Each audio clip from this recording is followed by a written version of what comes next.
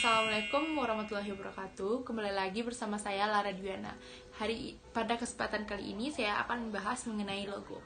Pertama kita masuk ke pengertian logo.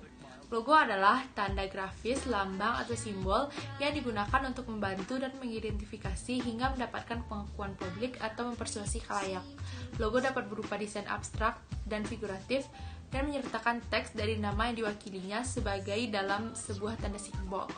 Tujuan persuasi adalah mengubah sudut pandang orang lain atau menggerakkan orang lain untuk mengambil tindakan. Prinsip dasar logo dalam komunikasi grafis adalah dengan menggunakan logo, etos, dan patos akan membantu dalam tindakan persuasi khalayak. Selanjutnya, logo desain dalam komunikasi grafis. Logo merupakan simbol grafis atau visual yang terkait dengan produk, perusahaan, atau ide.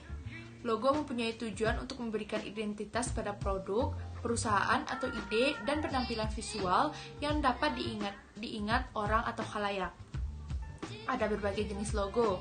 Logo tipografi menggunakan huruf dan kata. Ini biasa disebut dengan logotype. Logo piktografik menggunakan gambar visual biasa disebut dengan logogram. Beberapa logo dapat berupa kombinasi elemen piktografik dan tipografik. Berikut ini adalah logo tipografi yang hanya menggunakan huruf.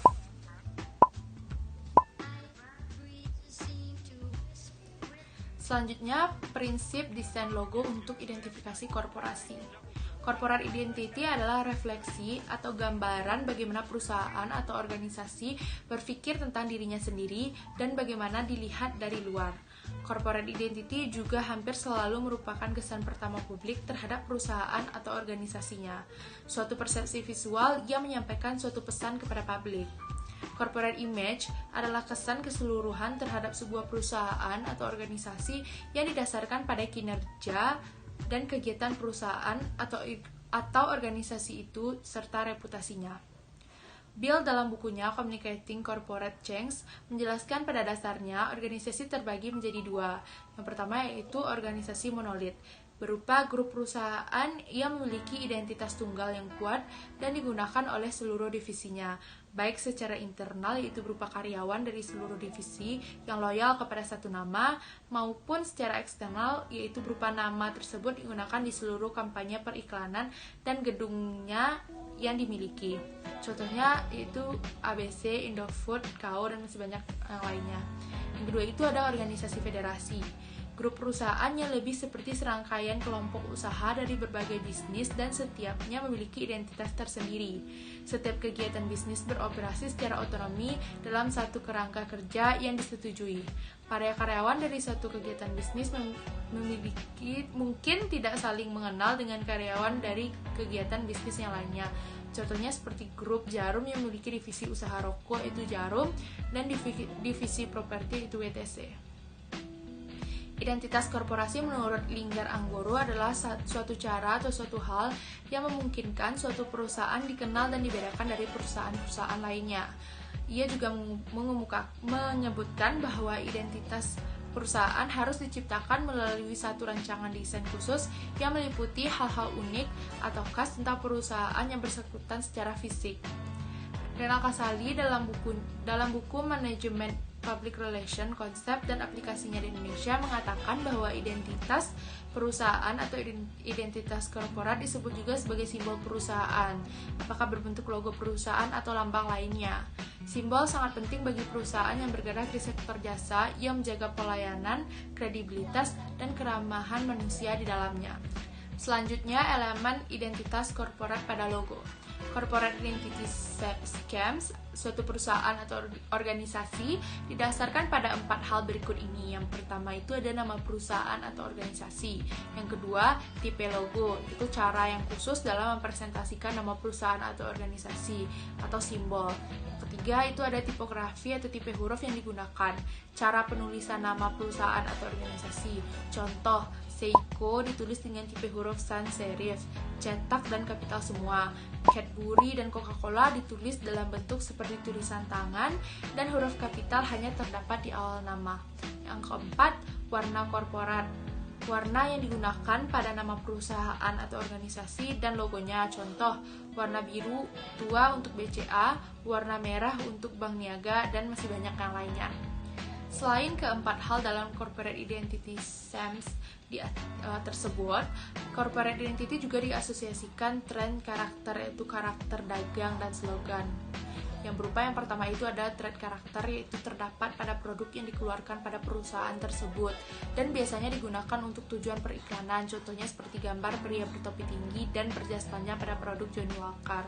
Yang kedua itu slogan, biasanya dituliskan di bawah nama perusahaan atau organisasi dan logonya sehingga terlihat sebagai kesatuan identitas. Contohnya SCTV memiliki slogan satu untuk semua. Yang ketiga itu pada beberapa jenis merek atau perusahaan, penggunaan nada lagu atau jingle atau mars perusahaan juga merupakan bagian dari corporate identity yang penting.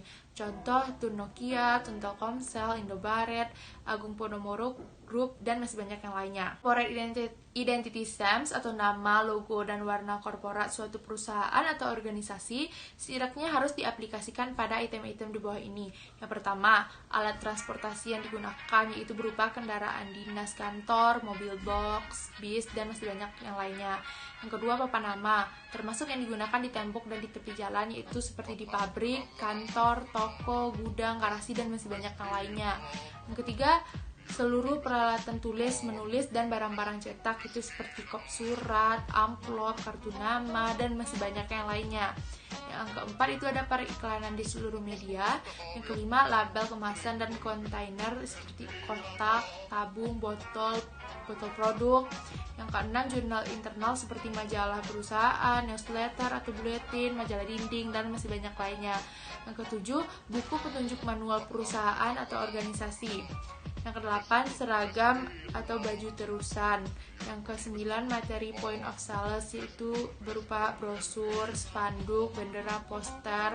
Yang ke-10, kredit detail pada film dokumenter dan pada presentasi menggunakan kaset video atau slide. Yang ke-11, laporan tahunan. 12, peralatan makan, serbet dan daftar menu. 13, karpet selamat datang. Nah, tidak seluruh item di atas dapat diaplikasikan pada sebuah perusahaan atau organisasi. Suatu perusahaan atau organisasi yang beroperasi sangat dekat dengan pabriknya seperti maskapai penerbangan akan butuh mengaplikasikan cukup banyak item di atas. Kegunaannya adalah untuk mengatur agar penggunaan identitas visual atau perusahaan organisasi tersebut konsisten. Selanjutnya ada ekspresi identitas dalam logo branding. Dalam buku Membangun Citra Perusahaan, Siswanto Sutojo tahun 2004 mengemukakan hal-hal yang harus diperhatikan dalam merencanakan desain identitas, yaitu yang pertama, identitas singkat tapi jelas, keep it simple.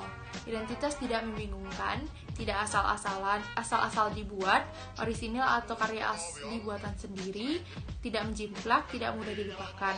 Agar mudah dimengerti dan diingat banyak orang, nama dan logo digunakan untuk menampilkan identitas harus pendek, mudah dibaca dan dimengerti. Dalam waktu beberapa detik, audiens sasaran harus dapat menangkap arti yang dimaksud perusahaan dengan logo tersebut. Selanjutnya ada membawa arti tertentu. Khalayak sasaran harus dapat menangkap arti logo atau identitas yang akan mereka pergunakan.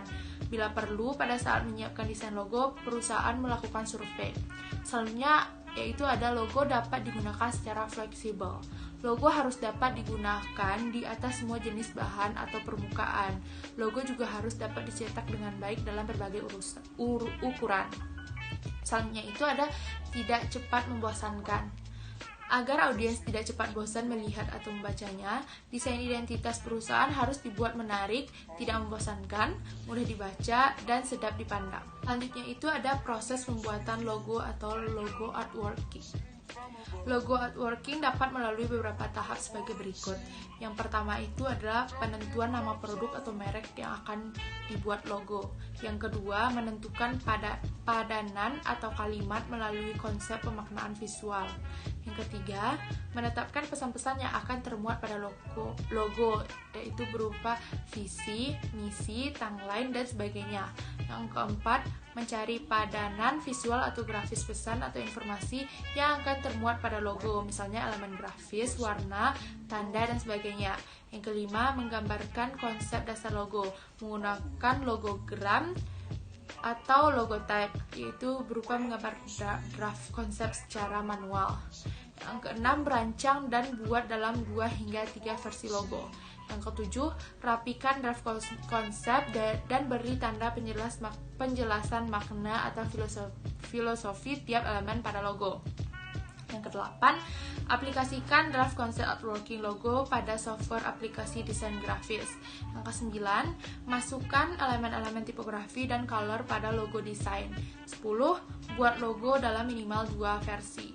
11. Lakukan analisis dan survei kepada khalayak tentang logo tanpa harus menjelaskan makna. Ini bertujuan untuk mendapatkan kesan dan makna apa yang didapat oleh khalayak terhadap logo. Terakhir yaitu lakukan perbaikan atau revisi yang diperlukan pada logo yang terpilih jika diperlukan. Nah, berikut ini ada contoh pembuatan logo baru pada Kecamatan Duku Pakis, Surabaya. Logo ini dirancang bukan menggantikan logo resmi pemerintah, tetapi sebagai pendukung logo pemerintah yang fungsinya untuk logo branding layanan pemerintahan Kota Surabaya di Kecamatan Duku Pakis. Simpulan dari materi logo ini yaitu logo diibaratkan wajah. Logo pada perusahaan merupakan identitas perusahaan kepada masyarakat luas atau khalayak. Melalui logo harus dapat dibedakan nama perusahaan A dan mana perusahaan B. Melalui logo, pesan atau makna apa yang akan disampaikan kepada khalayak. Prinsip paling mendasar pada logo ditinjau dari teori komunikasi grafis adalah dengan menggunakan logo atau logika, etos atau penggambaran, dan pathos yaitu emosi jiwa. Maka logo akan membantu pemilik logo atau perusahaan dalam tindakan persuasi kepada khalayak. Melalui bahasa, perusahaan akan dapat mengubah sudut pandang orang lain. Melalui logo akan dapat memotivasi orang lain untuk mengambil tindakan. Logo adalah argumen berdasarkan fakta, bukti, dan alasan. Menggunakan logo berarti mengajak dan membuat khalayak percaya dengan pesan yang disampaikan pada logo secara logis. Baiklah, sekian pembahasan mengenai logo dari saya. Maaf apabila ada kesalahan. Saya akhiri. Assalamualaikum warahmatullahi wabarakatuh.